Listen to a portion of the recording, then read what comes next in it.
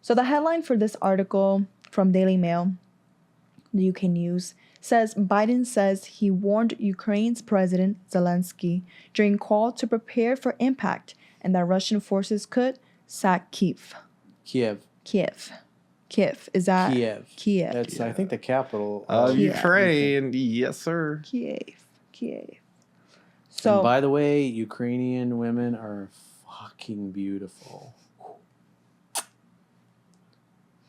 So yeah, he just warned the president of Ukraine that he has to brace for his country for a certain Russian invasion. And Biden told Zelensky that an invasion is virtually certain and to prepare for impact. That's what CNN reported. He reportedly said Ukraine will not be getting significantly more military help, including that no U.S. troops will be deployed there, nor will there be preemptive sanctions on Russia or any progress with NATO. Estefania has been paying me big bucks to be her English tutor. So some words, it's confusing with Spanish, so that's my thing. ¿Qué pasó? Reiterating. No sé, las palabras se me mezclan.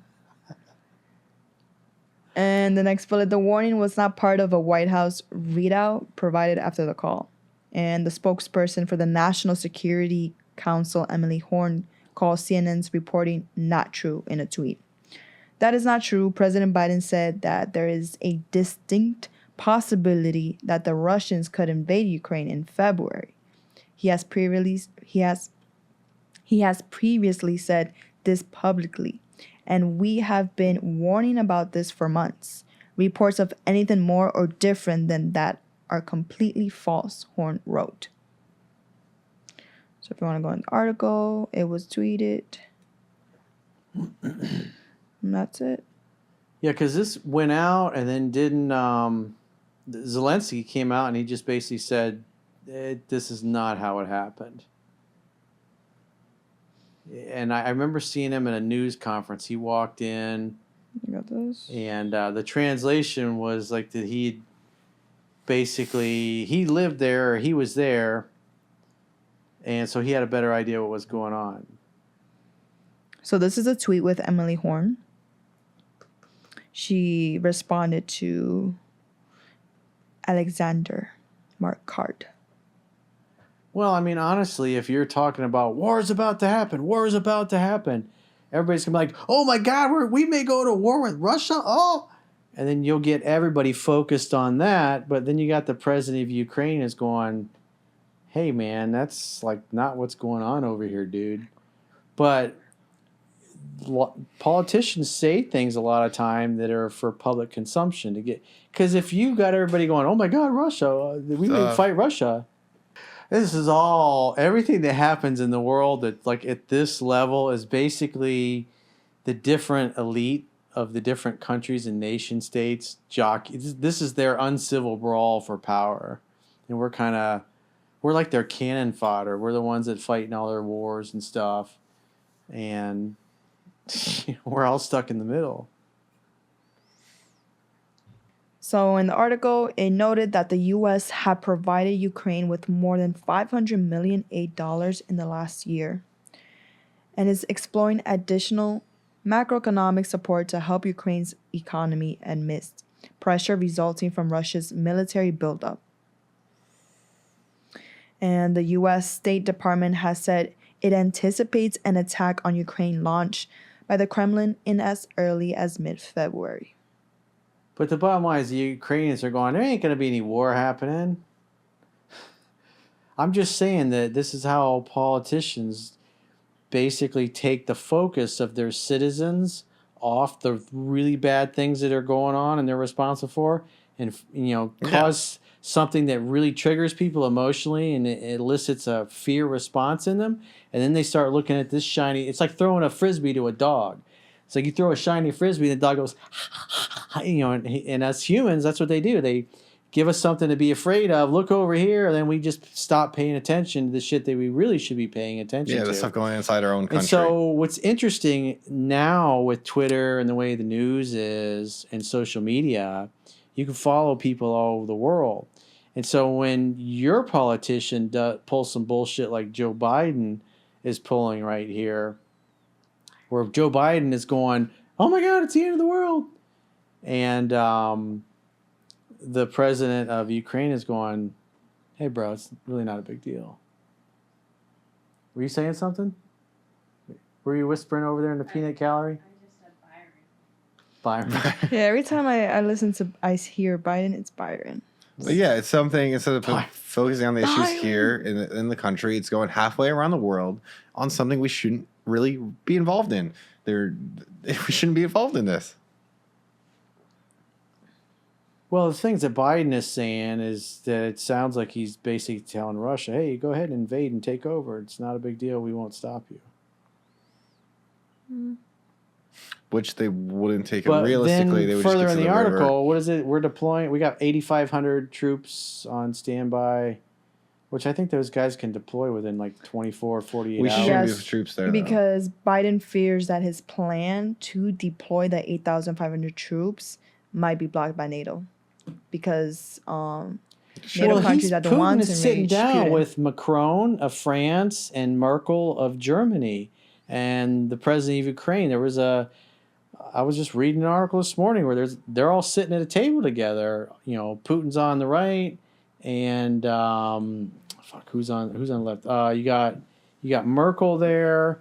On the left is the president of Ukraine. Then you got Merkel, and then you got Macron, and then you got Putin, all sitting at a table, talking. Oh, that's good. And so they're all working things out basically without Joe Biden. Good. So, like I said, what is going on to me because all media is narrative. So if all media is narrative and Joe Biden's going, oh, we might go to war with Russia. Oh, be afraid. Pay attention to the Russia thing. Because there was a lot of bad news for him. And so now that's what they do in the media is they change the narrative. And then they get the country talking about something else. And when the country talks about something else, they stop paying attention to whatever it was before that they didn't want them to pay attention to, which was the economy and the lockdowns and all this other stuff, the stuff with the vaccines and the mandates. I mean, that stuff is all the countries of the world are opening it up. They're dropping their mask mandates. They're dropping their vaccine passes because there's been hundreds of thousands of people in the streets for the last 6 to 8 months. And it's just getting bigger and bigger. Now you got this trucker thing going on in Canada with like 50,000 trucks. And they're all showing up in Ottawa and they're going to surround Parliament. They're like, we're not leaving until you either resign or you end all these lockdowns. And the truckers are the ones that handle logistics. So the store shelves are about to become very empty in a lot of places because the people that drive the stuff around the logistics are all going to be in Ottawa, Canada, saying, you know, the strongest negotiating position is being able to walk away and mean it. And your logistics just came to a halt. Jeez. In military, you disrupt your enemy's capability logistically to resupply their people with gas and everything, ammunition, food. Well, that's It what I think stops. the Russia thing's so The army important. stops. Because Russia provides so much of the natural gas and fuel and energy to all of Europe. Yeah, that's what's It's like Yep. 40%. Yeah, It's like 40 exactly. So they're not going to risk war over that. So 'cause in it's gonna mess Canada, stuff up. like the whole and these protests are starting to. I've been reading. I don't know what you've got so far for us, but with the trucker protests, they're starting to spread in different places around the world. There's a lot of people. You got Elon Musk now. It's come out in support of the Canadian truckers. Russell Brand come out in his podcast. He's got a real big podcast in favor of him. So really big, high-profile people are paying attention to it. And even Joe Rogan came out. So, you know, he's 50 million viewers an episode. Elon Musk got 71 million Twitter followers. You know, those are bigger than the mainstream media news. All of them combined their ability to reach people. So it's fascinating that I'm really neat to watch. Because like I said, all the guys that are driving all the food and all the goods and the refrigerators and the clothes and everything else to supply everybody, they're all in Ottawa. There's nobody shipped the products. It's like when the gears of society are grinding to a halt because logistics just stopped. It's like and they're saying we're not leaving until he resigns or he ends all these restrictions. Yeah, so give us crazy our with the freedoms Canadian back. restrictions. Give us our freedoms back because they're They literally walked away from their job, It's which crazy. is essential. Yeah. It's crazy to see, especially because I'm a huge hockey fan. So I watch a lot of hockey games. And then basically seeing, just tuning into a game that's played in American state, just literally miles across the border, is full packed arena. But then you go to the Canadian side, it's all empty. Everyone's barely either nobody's there. There's everyone kind of spaced out, restricted, all wearing masks and stuff. And the only difference is just a couple miles, or like it's insane to see just the drastic differences. So militarily, if you study military warfare and tactics, like even if you look back to the Gulf War, one of the big things that we take out is we take out all of the bridges in a city or an area that we want to control or dominate. And you take out all the bridges, that ends logistics. Yeah. There's no food coming in. There's no food going out. There's no stuff going out. It's like people are, and so you make the citizenry, they suffer. If there was manufacturing there, it's like you're not shipping any product. You stop whatever part of the war production they were responsible for. And so those people then become very flexible to do what you want, and so you can win the war. And that's basically what these truckers, like literally what makes the country, moves all the stuff, just stopped. I think it's actually kind of beautiful, to be honest. I think that's the only way they get the change, because obviously nothing else has worked. It's mass civil disobedience, and all along the way, there's just like I don't know how many people. You see lots of video of people, the truckers driving through these cities, and there's just thousands of people cheering them on.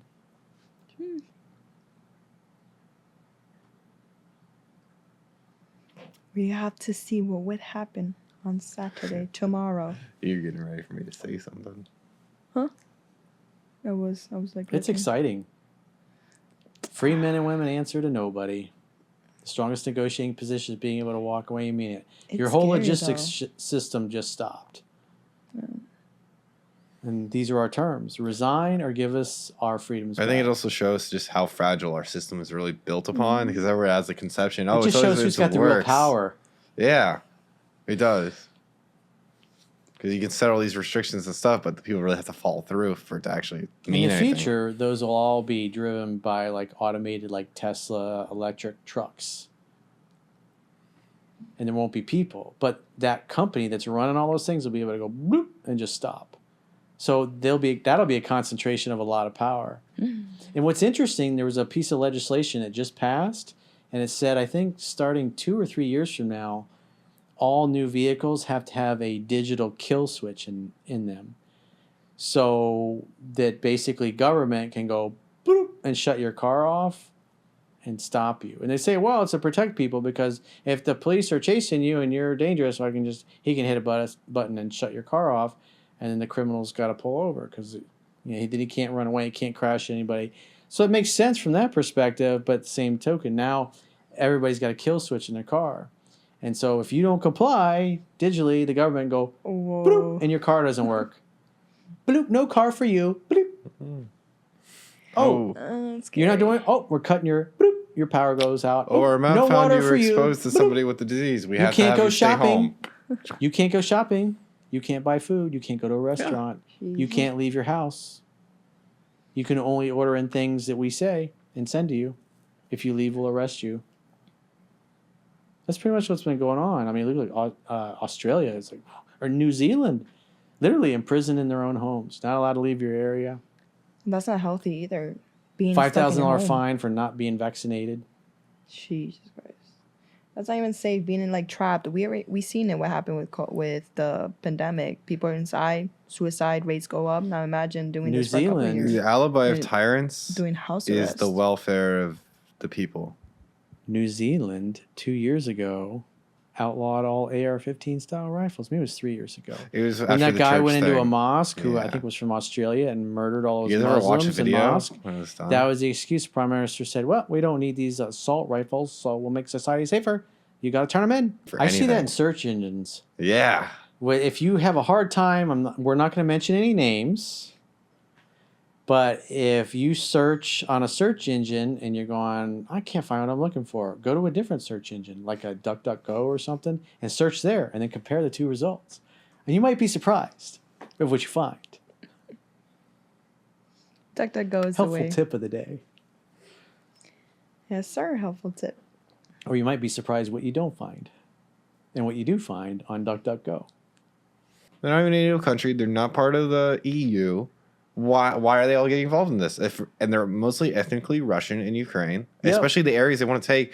I don't see a problem in it, honestly. Well, so one thing I want to stop when we go back to world history here, Hitler, when Hitler annexed the Sudetenland, he was like, Yes. hey, these are ethnic Germans here in this area, and we're just reuniting with our people because they're really Germans anyways, and this was part of Germany and was broken off after the end of World War I, which was very unjust and unfair, which actually the things that they did were, because they set about the chain of events that caused a guy like Hitler to come to power. So the bottom line is that's what Hitler started doing, was just annexing. And then some of the places initially, like the Sudetenland, they were, most of them, it was kind of... They were like 99%. They all actually and then the ones wanted that to be were part of like, Germany. nah, because they had other people that were didn't want to be part of Germany, and that's when he sent the tanks and the planes and everything else to, at the barrel of a gun, you're going to do what we say, or I say, right? Because it was, in his case, he was the guy. So the argument, if you study history, you can say, well, that's what Putin wants. Because he took the Crimea back, and so the argument I don't know, maybe it's from his perspective, is these people are mostly Russian anyway, so they should be part of Russia, because the overwhelming majority don't want to be part of this particular country. And I'm sure that's true in some cases, but other cases, like I said, it's just that, like I said, this is what's basically going on with the elite, the mafia elite in Russia and the mafia elite in the West. They're all fighting for power and carving shit up. This has been going on for centuries. All human history, this has been going on. And we're just kind of caught in the middle. And so it's just fascinating to me to see Biden saying, here's what's going on. And then you have German news, you have French news, you have all of Europe. They're all going, this is what's going on. And you have the president of Ukraine going, and everybody's meeting.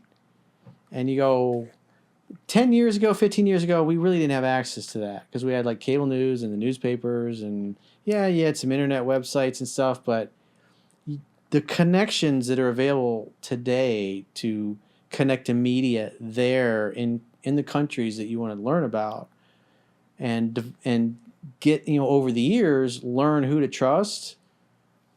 It didn't exist before. And so 10, 15 years ago, they could easily, especially when Bush was in office, they could pretty much control the narrative, and most people just kind of went along with the narrative. And with Facebook and Twitter and all the rest of social media, we've been able to connect to these other sources and legit people, and people that'll go down to the different records offices in the cities and wherever they live in the world, and research records, research court documents, scan them, post them on the internet, and post all their data just because they love doing this shit. And then so you literally get the hive mind of the internet, the global people that are connected to it, dissect it and verify it, and in real time. It's really fascinating to watch. And so we're able to see in real time the hoaxes that are happening in the media, and see and figure out what's going on in the world in a way that we just 10, 15 years ago could not. And so obviously Biden is trying to change the conversation to war with Russia when there's going to be no war with Russia, and that's not what's going on. But that freaks people out, and they're like, what the hell? War with Russia? What? Nuclear war? What? And then whatever you were focused on, you have to stop and pay attention to that. And now you just change the narrative. You change what the whole country is focused on, away from all the other shit they've been talking about that really makes you look bad for you and your party, especially with the elections coming up in 2022. And that's how media works. It's like the big people shape the narrative, because whatever the narrative is that people believe it, especially if it's not called out, if the truth is not revealed, because there's too much fake news, misinformation, lying by omission, outright lies that makes up most of the media today.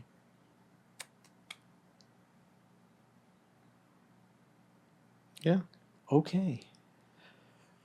Good talk, So Russ. I was gonna get into the Ukraine part. Like, see, realistically, if Russia did invade, I think the farthest they'd actually really get. You see that river splitting down in the middle of Ukraine. So the top of that river is between near Belarus. That's the capital of Kiev. The only farthest Russia would really get is along that river. There's no way they would push past that with the Ukrainian forces, the numbers they have. But that's if the land of war kind of happens, which I don't really see happening. I don't know. It's definitely an interesting issue, but there's definitely no reason for us to go to war. There's no reason. It would be ridiculous for us to go to war over this when we shouldn't be involved in it in the first place. There's no reason for us. From what I'm hearing and reading, it's like just like the president of Ukraine is going like, this is not going to happen. They'll work it out. I mean, at the end of the day, they're former countrymen. Exactly. You know, They were part of the same country. Maybe you give the people in those areas the ability to have a joint dual passport. You have a Ukraine passport and you have a Russian passport. Whatever. They need to work it out because they live there. Let them figure it out, and we'll facilitate in any way it's possible. Yeah. But at the end of the day, you can tell that's like Biden is just like magic. He's being a magician, right? When you study magic and performing in magicians, it's all misdirection. You're just like, hey, look at this while you're doing something over here. This is the most important thing over here. But I'm going, hey, look at this. And then that's what people do. They look where you want them to look, and they see what you want to see, that's the beauty of propaganda. You can see it in real time now. If you pay attention to media around the world, you can see when your own politicians are lying their fucking asses off or trying to change the conversation to something that makes them look better or distract their people. When all else fails, they take you to war. Or make you think war's about to happen. There'll be wars and rumors of wars in the end times. Spain. Czech Republic. I'm in Spain, but without the S. You